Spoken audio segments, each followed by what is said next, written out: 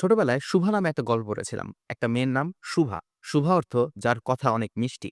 কিন্তু আইরনিক্যালি এই মেয়েটা কথাই বলতে পারে না। ঠিক এরকমই নামের সাথে কাজের অমিল আমরা অনেক ক্ষেত্রে দেখতে পাই। সবচেয়ে বেশিবার আমি দেখছি জিনিসটা রিভিশন শব্দে। রিভিশন শব্দের অর্থ নতুন করে দেখা বা পুনরায় দেখা। কিন্তু তুমি যদি নামের সাথে মিল রেখে পুনরায় চোখ বুলায় যাওয়া বা পুনরায় দেখাকে রিভিশন মনে করো, তাহলে বিশাল বড় ধরা খাবা। ইউজুয়ালি আমরা রিভিশন কিভাবে দেই? তুমি একটা জিনিস পড়লা, পড়ার পর সেটা হাইলাইট করে রাখলা। এবং রিভিশন দেওয়ার সময় তুমি সেটা আরেকবার দেখলা, আরেকবার চোখ বুলাইলা। তোমার মনে হইল, "আরে এটা তো আমি পারি।" কিন্তু আল্টিমেটলি তুমি কিছুই পারো না। তোমার ব্রেইন হয়তোবা ইনফরমেশনটা ভুলে গিয়েছিল। কিন্তু তোমার যখন চোখের সামনে আসলো, তোমার ব্রেইন এটা দেখলো, দেখে মনে করলো, "আরে এটা তো চোখের সামনেই আছে। এটা তো আমি পারি।" তোমার ব্রেইন যে তোমার সাথে ট্রিক করতেছে, এটা তুমি আর বুঝতে পারলা না।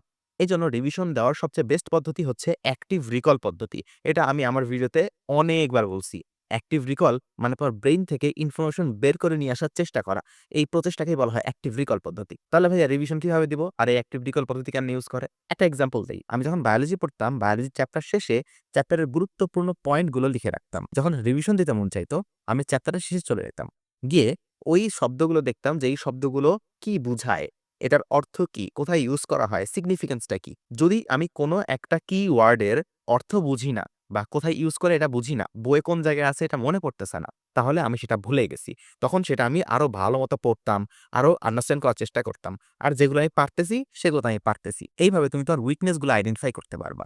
ফিজিক্স, কেমিস্ট্রি বা গণিত যেগুলোতে বেশি, বেশি প্রবলেম সলভ করতে হয়, ফর্মুলার ইউজ করতে হয়, সেখানে ফর্মুলায় চোখ বোলানোর চেয়ে বেস্ট উপায় হচ্ছে বেশি, বেশি প্রবলেম সলভ করা। তোমার পদার্থবিজ্ঞানের কোনো একটা অধ্যায়ে রিভিশন দিতে মন চাচ্ছে, তাহলে ওটার কিছু প্রবলেম সলভ করো।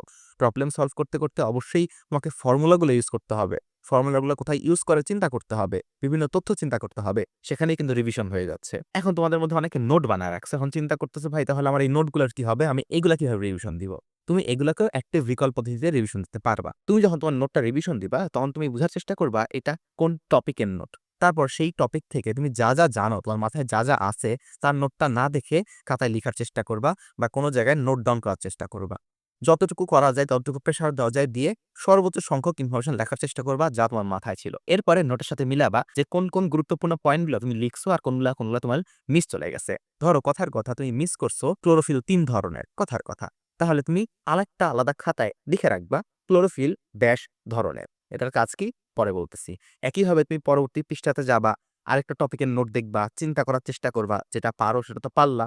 যেটা পারো না সেটা আইডেন্টিফাই করে আলাদা করে লিখে রাখবা। এতে করে কি হবে? তুমি যেই জিনিসগুলা পারো না বা ভুলে গেছো বা মনে নাই, সেগুলো একটা লিস্ট হয়ে গেল। এগুলো হচ্ছে তোমার উইকনেস বা দুর্বলতা। এখানে বেশি কাজ করতে হবে। পরবর্তীতে যখন তুমি রিভিশন দিবা, তখন তোমার মেইন প্রায়োরিটি হবে এই উইকনেস গুলা, যেগুলো তুমি আগেরবার পারো। যেমন আগেরবার তুমি পারো নাই ক্লোরোফিল কয় ধরনের। এখন তুমি প্রশ্নটা দেখলা ক্লোরোফিল ড্যাশ ধরনের। উত্তর করার চেষ্টা করলা। যদি পারো, তার মানে তুমি এটা এখন পারো। আর যদি না পারো, তার মানে এটাতে তোমার এখনো দুর্বলতা আছে। এটা তোমাকে আবার রিভিশন দিতে হবে। এইভাবে অ্যাক্টিভ রিকল পদ্ধতিতে তুমি তোমার উইকনেস আইডেন্টিফাই করবা এবং স্ট্রং জোন চিহ্নিত করতে পারবা। যখন তুমি উইকনেস আইডেন্টিফাই করে রিভিশন দিবা, এটা হবে একটা প্রপার রিভিশন এবং তোমার উইকনেস গুলো আস্তে, আস্তে শক্তিতে পরিণত হবে এবং তোমাকে কেউ আটকাতে পারবে না। মনে হইতে পারে, ভাই এত কষ্ট করে রিভিশন দিব, এত তো সময় নাই। কিন্তু বিশ্বাস করো, তুমি যখন এই পদ্ধতিতে রিভিশন দেওয়া শুরু করবা, একবার দুইবার রিভিশন দেওয়ার পর তোমার সবকিছুই স্ট্রং জোনে পরিণত হয়ে যাবে এবং ওই যে বারবার চোখ বুলানো পাবলিক ১০-২০ বার রিভিশন দিবে আর তুমি ২-৩ বার রিভিশন দিবা। তোমার এই রিভিশনটা অনেক বেশি ইফেক্টিভ হবে।